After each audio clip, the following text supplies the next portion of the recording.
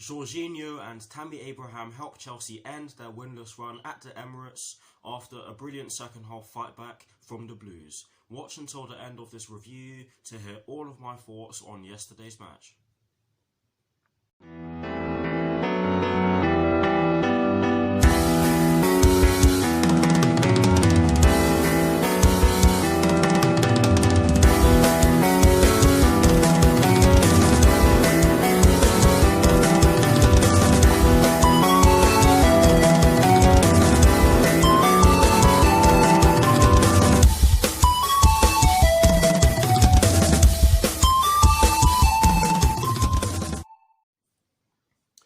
Hello people, welcome to my channel, welcome to another video. This is my review of the game which took place yesterday afternoon at the Emirates Stadium in the Premier League between Arsenal and Chelsea, which Chelsea ended up winning by 2-1. So what I'm going to do for you guys in terms of this review is that firstly, I'll be giving you guys the lineup that Frank Lampard fielded at the start of yesterday's match. I'll then be giving you guys my thoughts on the match itself, and as always, I'll be giving you guys the positives and the negatives in which I took from the match, and lastly I'll be giving you guys my thoughts on Chelsea's upcoming Premier League fixture, which will be taking place on Wednesday at the Amex Stadium against Brighton and Hove Albion, with kickoff at 12:30 PM UK time. So without further ado, let's get straight into this review.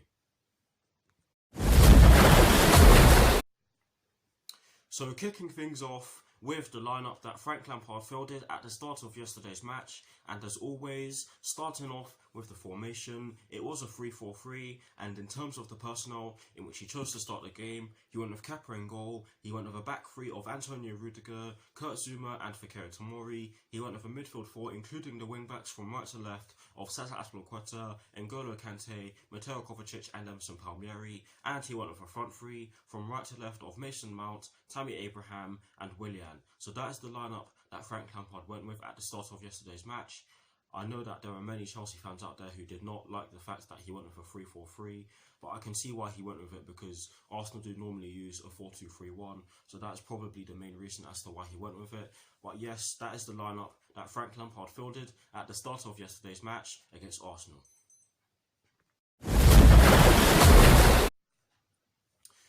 Now for my thoughts on the match itself, and as always, starting off with the first half. Oh my word. Not a great start to the first half from Chelsea at all. We did not get going. We were sloppy in possession. Defending was all over the place. And Arsenal got the goal in the 13th minute through Pierre-Emerick Aubameyang. I think it was Ozil who crossed the ball in. Yes, it came from a corner or a free kick, whichever one it was. I believe it was a corner. But the cross was from the left-hand side.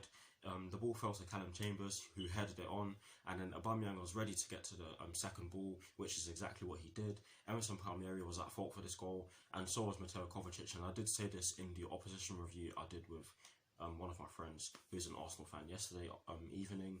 But yes, they were both at fault for the goal, as Pierre-Emerick Aubameyang had all the time in the world to head the ball into the back of the net. You cannot blame Kepa for this.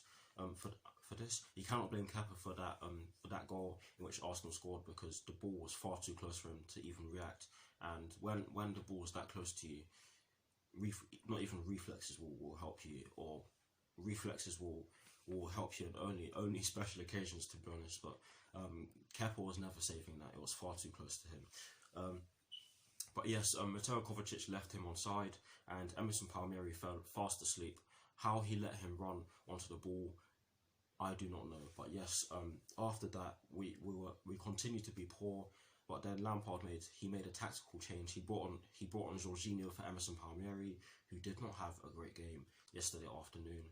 I do believe it was tactical. I do believe he brought on Jorginho because we were getting outdone in midfield. But yes, after the 30-minute mark, or after the 35th minute mark, there's a bit of debate about where we actually got to, where we actually controlled the game in the first half. Yes, it was at the end of the first half, but I think we started to really get into our stride in the 35th minute, up until the 45th minute or the 50th minute, because there were 5 minutes of additional time at the end of the first half because Callum Chambers got injured and he actually had to go off. But yes, I really do think that we controlled the last 10 minutes of the first half, and the line shelved the added time in which was added on at the end of the first half. But overall, not a great first half. We did have a little spell in which I literally just talked about, but in fairness to Arsenal, we could have been further behind, but I think that we did create a few chances to put the ball in the back of the net ourselves, but we didn't take them. Arsenal did take the one in which was clear cut, in which you can argue was clear cut. But yes, the defending and the passing in the first half was atrocious, and for that reason, I do think that we were not great in the first half. But now for my thoughts on the second half. We were a lot better in the second half. We started off brightly. We hit them we put them under a lot of pressure from the get go in the second half. Sorry for stammering there. Lampard he used his remaining 2 substitutions. He brought on Callum Hudson-Odoi for who did he bring him on for? I think he brought him on for Kovacic, and he brought on Tarek Lamptey for Keo Tomori, and they were 2 brilliant substitutions. All 3 of our substitutions had an impact on the game, and for the majority of the second half, I thought we were excellent. I thought we were better than Arsenal in the second half. We really did look like scoring, and in the 83rd minute, we did exactly that. Mason Mount whips in an absolutely beautiful free kick, which fell to Jorginho, who was left free by the Arsenal defence, and he was also helped by Bernd Leno for the fact that he came off his line and did not get anywhere near the ball, and that obviously meant that Jorginho had an empty net to tap the ball into, and that is exactly what I did. And the funny thing is, that after the game yesterday, I was like to my friend's family, imagine if Jorginho missed. Believe me, I would have been fuming. But yes, that was the equaliser, and like I said earlier on, I think we thoroughly deserved that equaliser because we were excellent in the second half. Defensively, we were a lot better in the second half, and offensively, you can argue that we were a lot better in the second half as well, because in the first half, we did have a few shots on goal, we did create a few chances, although the lion's share of the chances in which we created in the first half were half chances.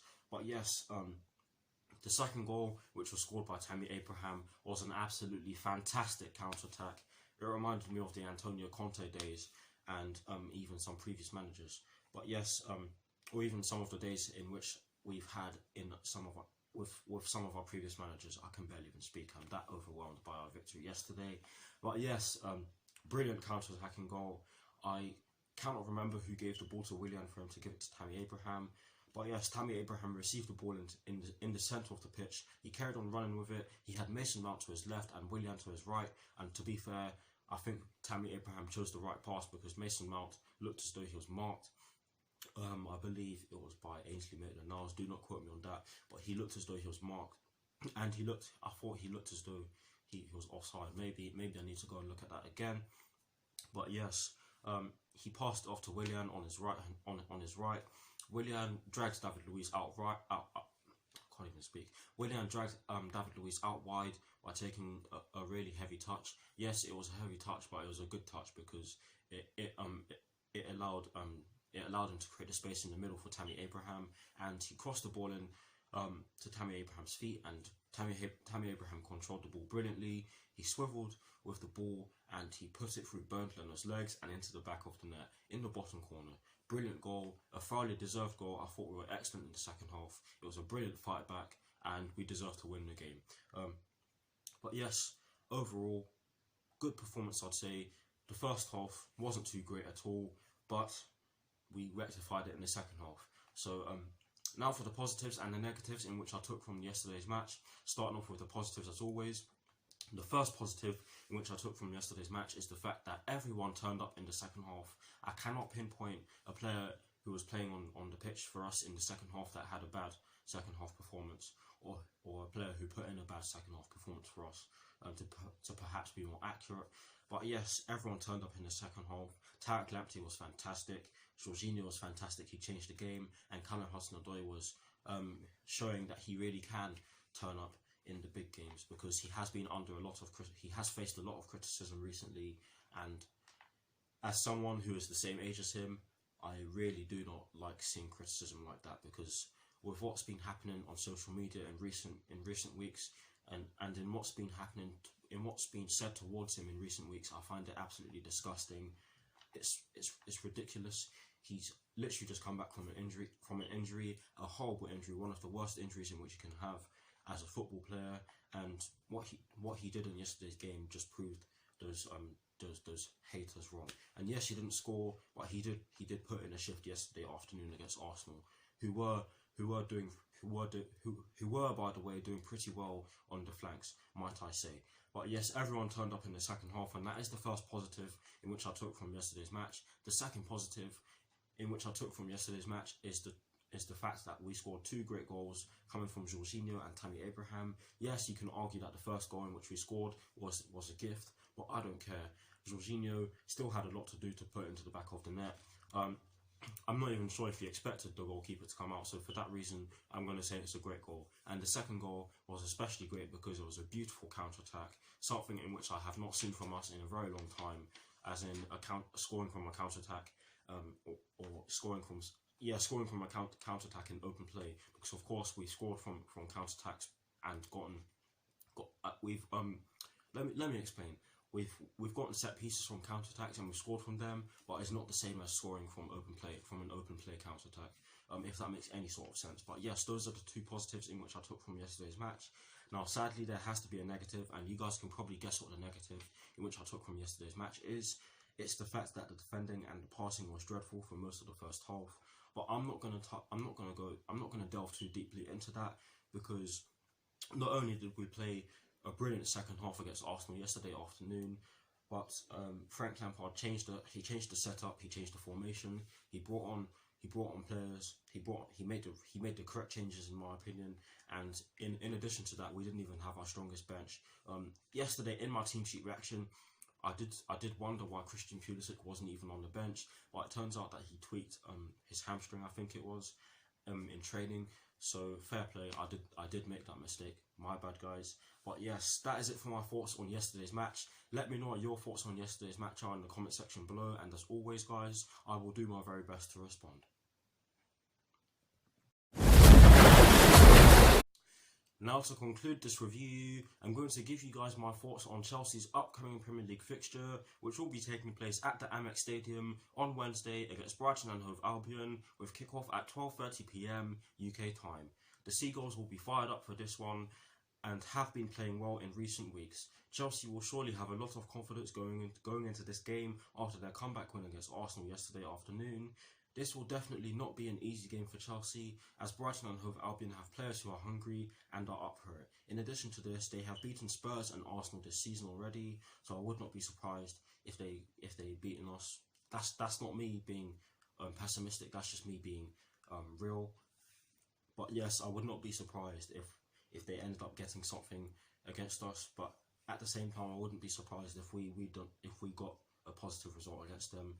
But yes, that's all I can really say on our upcoming match against Brighton and Hove Albion. Yes, I did give you guys a little bit of my thoughts on our upcoming fixture against Brighton and Hove Albion yesterday evening when I did the opposition review with my friend Michaeli, who's of course an Arsenal fan.